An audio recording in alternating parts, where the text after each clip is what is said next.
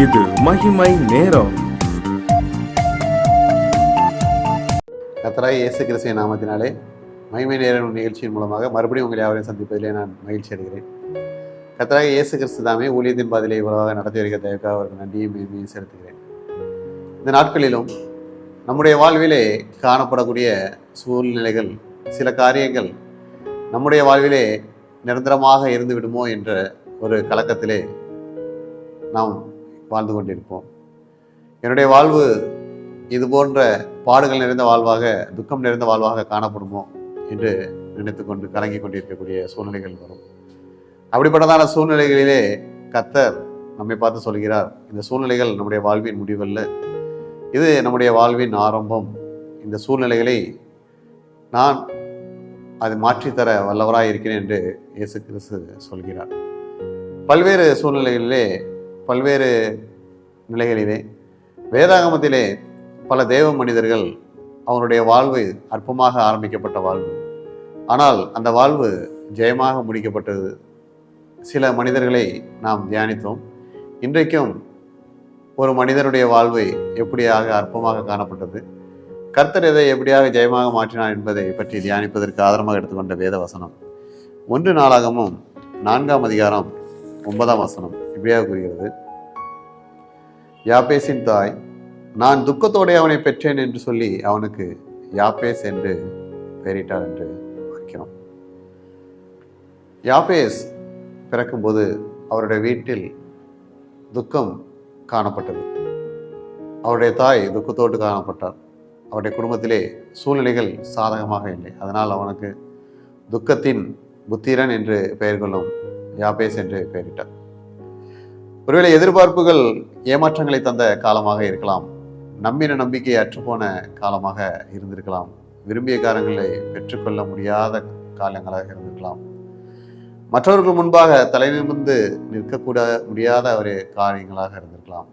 பல்வேறு காரியங்களின் நிமித்தமாக அவருடைய வாழ்விலே துக்கம் நிறைந்ததாக காணப்பட்டது. அதனால் யாபேஸ் என்று அவனுடைய தனது மகனுக்கு பெயரிடுகிறார். உலக பிரகாரமாக நாம் நம்முடைய குழந்தைகளுக்கு பெயரிடும் போது யாரும் இதற்கு முன்பாக விடாத பெயர்களாக, நல்ல பெயர்களாக, அர்த்தம் கொள்ளும் பெயர்களாக நாம் விடுவோம். நாம் எந்த பெயர்களை விடுவோமோ அதுக்கேற்றார் போல் அந்த குழந்தைகள் வளர வேண்டும் என்று விரும்புவோம். அதுபோல பல குழந்தைகள் அந்த பெயர் எப்படி இருக்கிறதோ அதுபோலயே வளர்வதை நாம் பார்க்கிறோம். ஆனால் யாபேசின் தாய் துக்கத்தோடு பெற்றேன் என்று அவனுக்கு யாபேஸ் என்று பெயரிட்டவுடனே அவனுடைய வாழ்வு எப்படி காணப்பட்டிருக்கும் என்றால் துக்கம் நிறைந்ததாக தான் காணப்பட்டிருக்கும். ஆரம்பத்திலே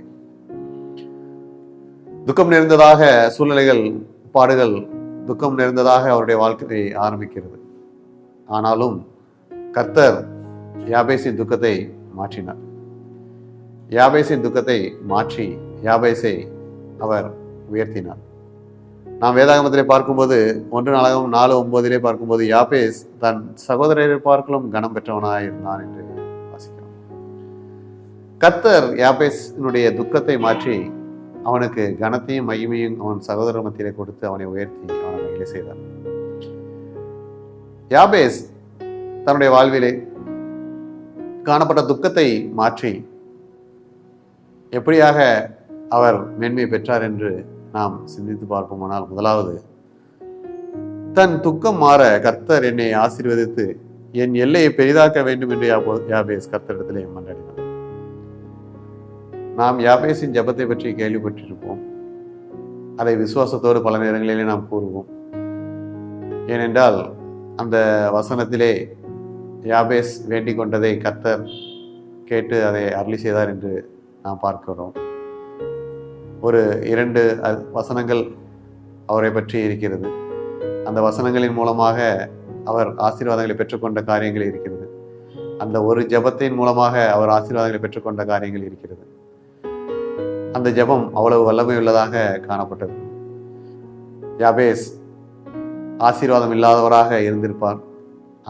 அதன் சூழ்நிலையின் காரணமாக ஒருவேளை அவருடைய வீட்டிலே வறுமையோ அல்லது வசதிகள் இல்லாத சூழ்நிலைகளோ, அவர்களால் தங்களுடைய அன்றாட வாழ்க்கையை சந்தோஷமாக வாழ முடியாத சூழ்நிலைகள் காணப்பட்டிருக்கலாம். அப்படிப்பட்டதான சூழ்நிலையிலே தான் ஆசீர்வதிக்கப்பட்டால் அந்த ஆசீர்வாதம் நிலையாக இருந்து என்னுடைய துக்கம் மாறும் என்று நினைத்து தன்னுடைய துக்கத்தை மாற்றும்படியாக கர்த்தர் தன்னை ஆசீர்வதிக்க வேண்டும் என்று தன்னை ஆசீர்வதிக்கும்படியாக கேட்கிறார். அப்படியே கர்த்தர் யாபேசை ஆசீர்வதித்தார், அவனுடைய எல்லையை பெரிதாக்கினார். இப்பொழுது அவர் பெற்ற துக்கம் மறைந்திருக்கும்.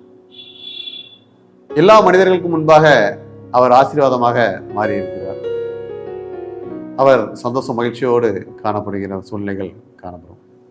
இதே போலதான் நம்முடைய வாழ்க்கையிலும் ஒருவேளை நம்முடைய சூழ்நிலைகள் துக்கம் நிறைந்ததாக, நம்முடைய சூழ்நிலைகள் சமாதானம் இல்லாததாக காணப்படுமானால், ஆசீர்வாதம் குறைவு காணப்படுமே என்றால், நாம் யாபேஸ் ஏறெடுத்த ஜெபத்தை போல நாம் ஆசீர்வதிக்க முடியாத கர்த்தர் நம்மை ஆசீர்வதிக்க முடியாது.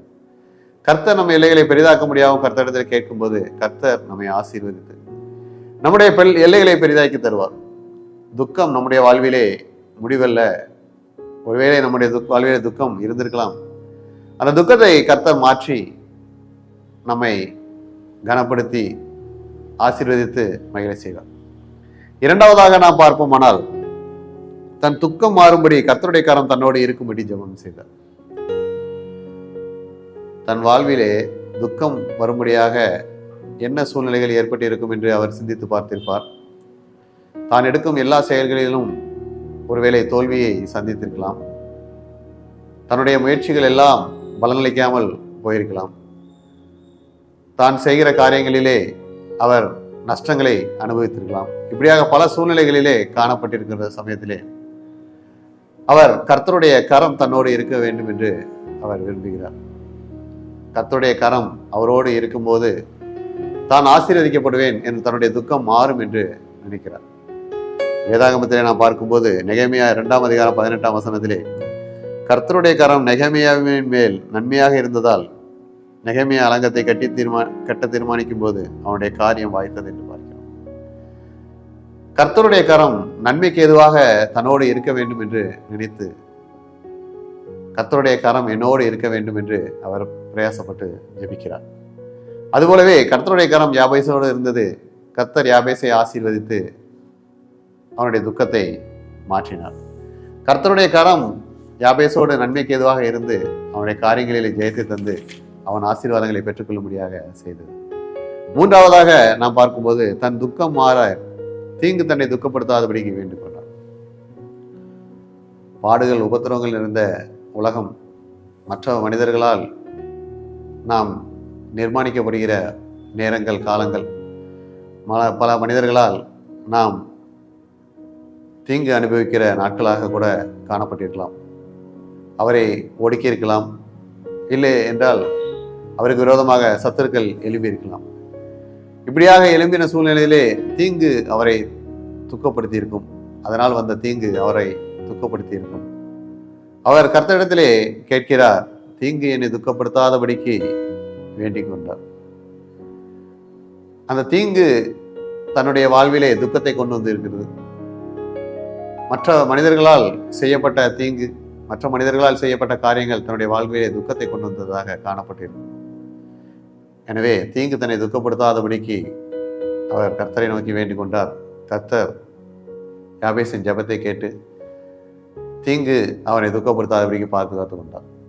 நம்முடைய வாழ்விலும் நாம் ஒருவேளை துக்கத்தோடு காணப்படுகிறோம் என்றால், கர்த்தர் நம்மையும் யாபேசை போல யாபேசின் ஜெபத்தை ஏறெடுத்து, யாபேஸ் எப்படியாக கர்த்தரால் ஆசீர்வாதத்தை பெற்றுக்கொண்டாரோ, யாபேஸ் எப்படியாக கர்த்தரிடத்திலிருந்து ஆசீர்வாதத்தை பெற்று தன் எல்லைகளை பெரிதாக்கி கொண்டாரோ, கர்த்தருடைய கரம் அவரோடு இருக்க வேண்டும் என்று சொல்லி பெற்றுக்கொண்டாரோ, தீங்கு அவரை துக்கப்படுத்தாதபடிக்கு கர்த்தரிடத்தில் வேண்டி தீங்கு துக்கப்படுத்தாதபடி பார்த்து கொண்டாரோ, அதுபோல நாமும் கர்த்தரிடத்தில் வேண்டிக் கொள்ளும் போது நம்முடைய வாழ்விலே காணப்படுகிற துக்கம் மாறும், சந்தோஷம் மகிழ்ச்சி உண்டாகும், கனம் மேன்மை உண்டாகும்.